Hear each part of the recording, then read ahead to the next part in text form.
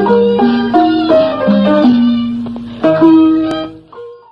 င်္ဂလာပါရှင်လိုင်ဇာတီဗီရဲ့အပတ်စဉ်ဗုဒ္ဓဟူးညနဲ့စနေညအချိန်မှာထုတ်လွှင့်နေတဲ့ဗမာကျင်းသားပါရာဖြင့်တည်တင်ဆက်မှုအစီအစဉ်မှာကြိုဆိုလိုက်ပါရရှင်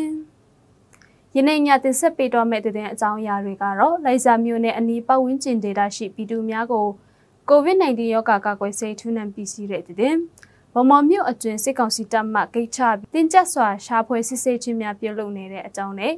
မိုးမိတ်မြို့ရှိပြည်သူများကိုစစ်ကောင်စီတပ်မှအစားအသောက်အကန့်အသတ်ဖြင့်သာတည်ယူခွင့်ပြုတဲ့တည်င်းတွေကိုတင်ဆက်ပေးတော့ပါမယ်။ကျွန်မကတော့မွန်ကြပါရှင်။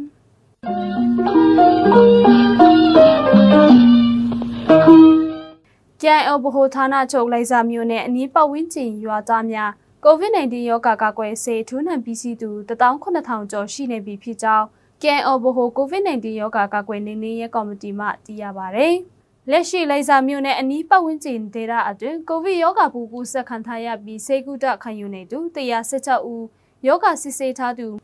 959ဦးနဲ့ကျန်းမာရေးဆောင်ကြည့်ခံထားရသူ189ဦးရှိကြောင်းတာဝန်ရှိသူတွေကပြောပါတယ်။ကိုဗစ်ကူးစက်ခံထားရသူများမှ80%ဟာကာကွယ်ဆေးထိုးနှံပြီးစီးခြင်းမရှိသေးသူများဖြစ်ပြီးကိုဗစ်ကာကွယ်ဆေးထိုးနှံပြီးသူအချို့မှလည်းကူးစက်ခံထားရသူတွေရှိပေမဲ့လည်းပမာဏနည်းတယ်လို့မုံလိုက်ခက် COVID-19 ရောဂါကုသရေးဆေးရုံတာဝန်ခံဆရာဝန်အောင်ကံကပြောပါတယ်။ဒီကျွန်တော်တို့ဒေတာဒီမှာထူးနံပဲတဲ့ဒီ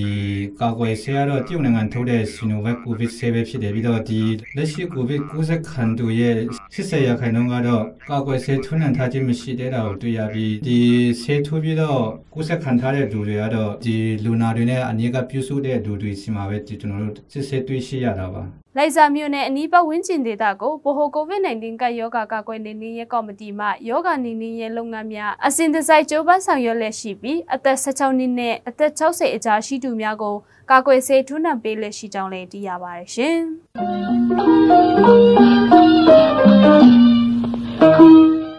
။ကချင်ပြည်နယ်ဗမာမြို့အတွင်းမှာစစ်ကောင်စီတပ်မှအကိတ်များချမှတ်ကပြည်သူတွေကိုရှာဖွေစစ်ဆေးခြင်းများတင်ကျပ်စွာလှုပ်ဆောင်နေတဲ့အတွက်ဒေတာခန်တွေအင်းအပြင်ထွက်ဖို့တောင်အခက်အခဲရှိနေတယ်လို့သိရပါတယ်။ကျေးရွာရက်ကွက်တိုင်းလိုမှာဂိမ်းများချမှတ်ပြီးနေ့လေ12နာရီနောက်ပိုင်းတွာလာသူများကိုထောက်ခံစာစစ်ဆေးခြင်းမော်ရိုဆိုင်ကယ်လိုင်စင်များစစ်ဆေးခြင်းနဲ့စစ်ဆေးရေးဂိတ်ရှိကနေဖြစ်သွားခြင်းမပြုတ်လို့ကြဖို့ရန်လေတာမြစ်ပြောဆိုမှုများရှိနေတဲ့အတွက်ဒေတာခန်ပြည်သူများခက်ရှောင်ကွင်းပြီးတော့တွာလာနေကြရတယ်လို့ဒေတာခန်သူကအခုလိုပြောကြပါတယ်။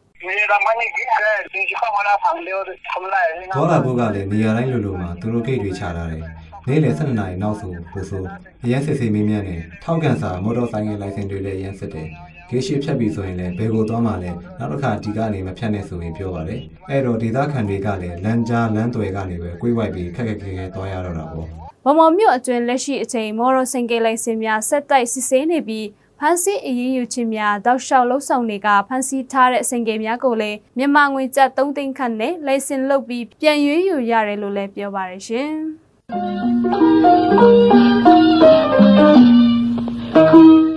ရှမ်းပြည်နယ်မြောက်ပိုင်းမုံမိတ်မြို့နယ်အနီးတစ်ဝိုက်ရှိကျေးရွာများကိုစစ်ကောင်စီတပ်မှအစားတောက်ကုန်တေယူပို့ဆောင်ခြင်းကိုအကန့်အသတ်ဖြင့်ကြာခွင့်ပြုကြောင်းဒေသခံများရဲ့တည်င်းပေးပို့ချက်အရသိရှိရပါတယ်။စစ်ကောင်စီတပ်မှအစားအသောက်တေယူခြင်းကိုအကန့်အသတ်ဖြင့်တတ်မှတ်လိုက်တာဟာမုံမိတ်ဒေသရှိပြည်သူများက KIA နဲ့ PDF များကိုထောက်ပံ့ပေးတယ်လို့ဆိုပြီးအစားအသောက်တေယူခြင်းကိုကန့်ကျပ်ပြီးချင်းချောက်တာဖြစ်တယ်လို့ဒေသခံများကပြောပါတယ်။စန်တအိတ်စီစားများကိုတပိတ်တာထက်ပိုတေယူခွင့်မပေးကြောင်း73စီဆိုတေယူခွင့်လုံးဝပိတ်ထားကြောင်းတမတ်ထားတာထက်ပိုပြီးတေလိုက်ရင်လေဖန်စီတာတွေရှိတယ်လို့ဒေသခံသူကပြောပါတယ်။စစ်ကောင်စီကနိုင်ငံတော်အာဏာသိမ်းပြီးနောက်ပိုင်းဇွန်လမှစပြီးမုံမိတ်မြို့အတွင်းအခြေခံစားသောက်ကုန်များနဲ့73စီတေယူပူဆောင်မှုအဓိကထားစစ်ဆေးမှုတွေပြုလုပ်ကြောင်းလည်းသိရပါတယ်။ထို့ကြောင့်ယခုချိန်မုံမိတ်မြို့ဒေသအတွင်းရှိပြည်သူများအစားအသောက်ပြက်လက်တာတွေကြုံတွေ့နေရကြောင်းလည်းသိရပါတယ်ရှင်။